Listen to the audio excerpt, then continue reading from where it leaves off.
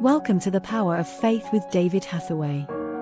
In this episode, David will be sharing what he has learnt from over 70 years in ministry. Thank you for your support, especially during David's recent evangelism in Kazakhstan. In the capital city Astana, they only managed to get a permit for him 1 week before our meetings started. But, for the first time in 20 years, they were allowed to put a banner in the street to advertise the meeting. They doubled the seating capacity in the church. And there were wonderful healing miracles. Now, please join David as he ministers today's word. Well, this is continuing in our studies in Hebrews and coming on to what in actual fact might be quite a difficult chapter.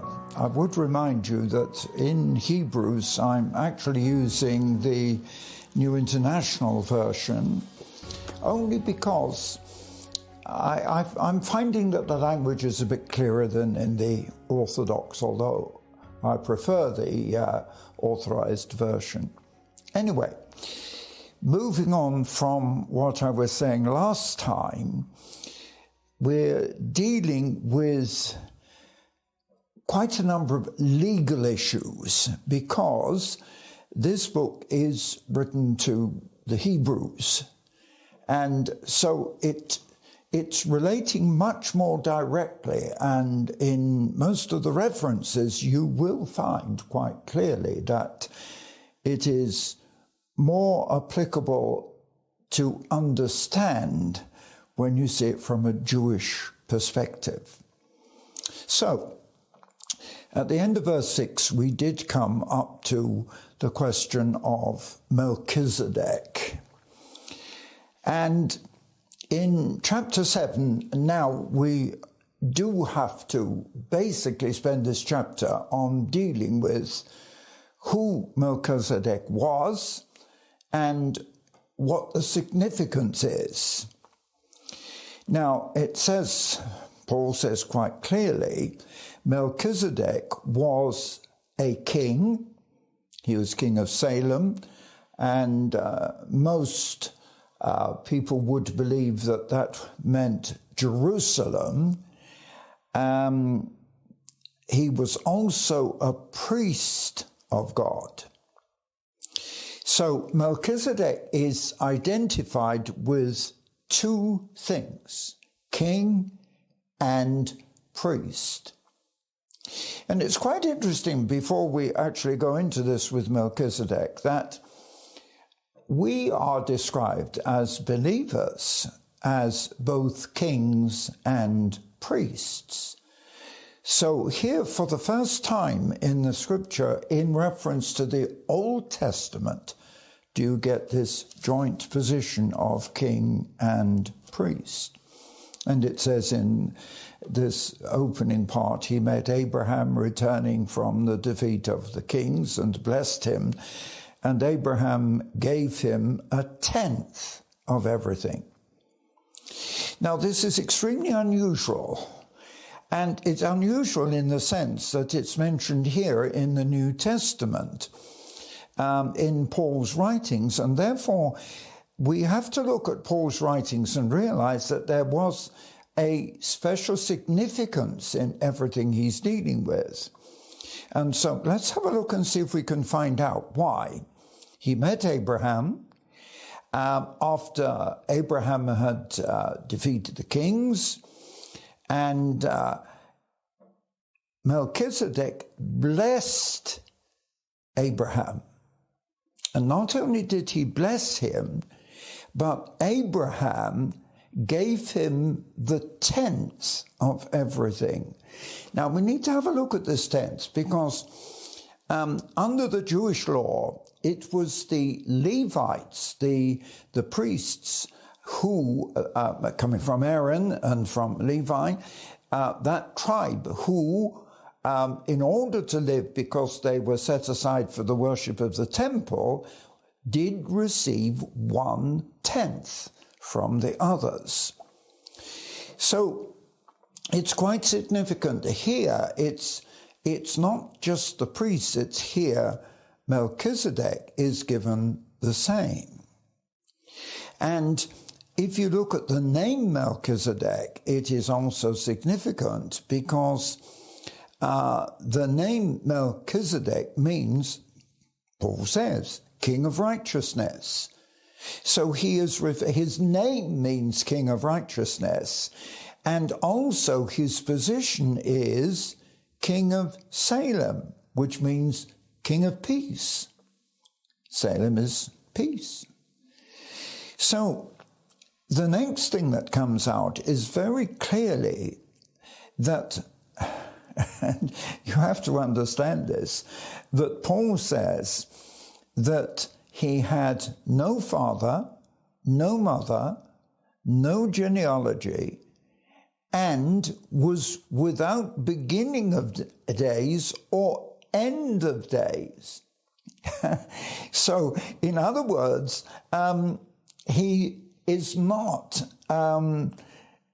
in the normal sense of human descendancy, that he had no father or mother, he had no genealogy, he had no beginning of days and no end of days. So, this is where Paul sums it up when he says, like the Son of God.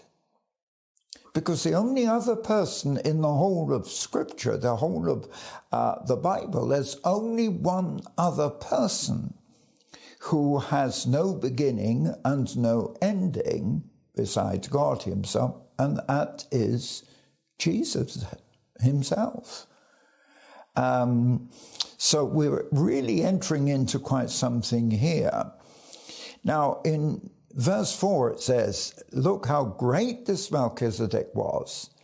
Even Abraham, who was a patriarch, Abraham, who was the very founder of the race, gave to Melchizedek the 10th. Now, it wasn't Melchizedek giving to Abraham, but Abraham acknowledging that Melchizedek was greater than he was, because the greater doesn't give to the lesser gives to the greater. This is very interesting. And then in verse 5 it explains this. Now the law requires the descendants of Levi, who became priests, to collect a tenth from the people. That's just from their brothers, even though their brothers are descended from Abraham. So this man in verse 6, Melchizedek, did not trace his descent from Levi, yet he collected a tenth from Abraham and blessed him. And yet he was blessing Abraham, who had the promise. You see, if you go back into the previous chapter 6, verse 13, God made his promises to Abraham.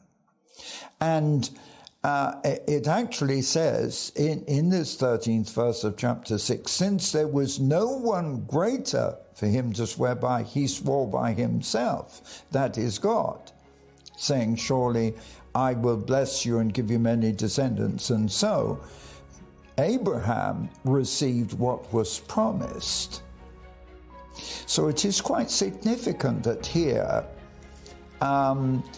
what it's saying in chapter 7, verse 6, is that Melchizedek, who had no record of his genealogy, yet collected a tenth from Abraham and blessed him, Abraham, who had the promises. Receive David Hathaway's free magazine, Prophetic Vision. This faith-building magazine will show you the path to revival in your life, in your ministry. To receive Prophetic Vision magazine for free, visit eurovision.org.uk/magazine. In David Hathaway's new book, A Firm Foundation, Strength for Now and for Eternity, David will guide you through the Apostle Paul's letters to the Philippians, Colossians, and Philemon. David has written this book to strengthen your faith at a time when everything around us is being shaken. Join David as he delves deep into the truths of the Bible. Order David's book, A Firm Foundation, by visiting our website, eurovision.org.uk/shop. Thank you for listening to the Power of Faith broadcast with David Hathaway. We would love to hear from you. Contact us by visiting eurovision.org.uk. Also available online are many free teaching resources to help you on your walk with God. David has written many faith-building books to encourage and inspire. Order these online today. Each month, David ministers online and in person. Our ministry is only possible because of the faithful support of so many people. For details on our evangelism and humanitarian relief work, visit eurovision.org.uk. Thank you again for listening.